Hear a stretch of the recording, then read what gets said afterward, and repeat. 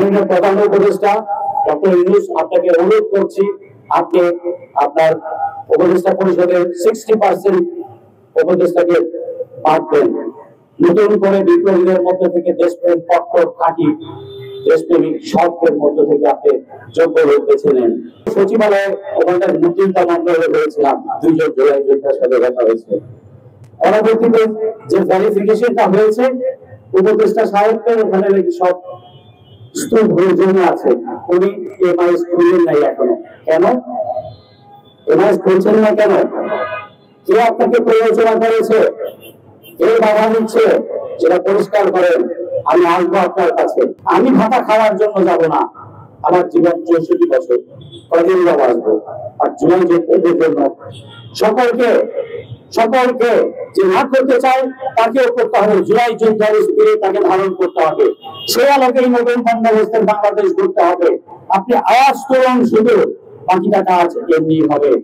আওয়াজের ধরিতে কাজ হবে। নরধাম কাঁপবে, ওরা পালাবে। এই শিশু দুধের বাচ্চারাই হাসিনাকে পালিয়ে যেতে বাধ্য করেছে। আর তার ন্যাসপেন্সাররা এখন কলকাঠি নাচছে।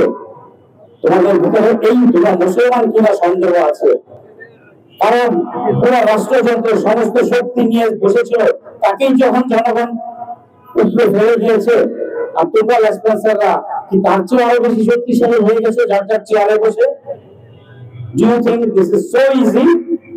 রেহাই দেওয়া হবে না। ধৈর্য রেখেছি, আর ধৈর্য রাখবো না।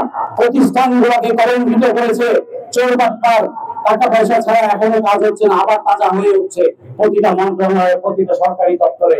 ওই আপনাকে ঘুরাচ্ছে, চা খাওয়াচ্ছে, বসে বিয়ে দিচ্ছে। বাস ওকে ওই আগের ব্যবসা আবার তাজা করেছে। ওই লেনদেন না হলে হচ্ছে না। তাহলে কিসের পরিবর্তন হলো? কার জন্য রক্ত দিয়েছে? কার জন্য আমরা রক্ত দিয়েছি? মাননীয় প্রধান উপদেষ্টা ডক্টর ইউনূস আপনাকে অনুরোধ করছি, আপনি আপনার উপদেষ্টা পরিষদের 60% উপদেষ্টাকে বাদ দেন। নতুন করে বিপ্লবীদের মধ্যে থেকে দেশপ্রেম কট্টর খাঁটি দেশপ্রেমিক সবদের মধ্যে থেকে আপনি যোগ্য লোক বেছে নেন। এখনো সময় আছে। এই নির্বাচনের বাহানা করবেন না, শরীরের রক্তের সাথে বেইমানি করবেন না। নির্বাচনের পরে প্রতিটি বসানোর জন্য আমরা রক্ত দেই নাই।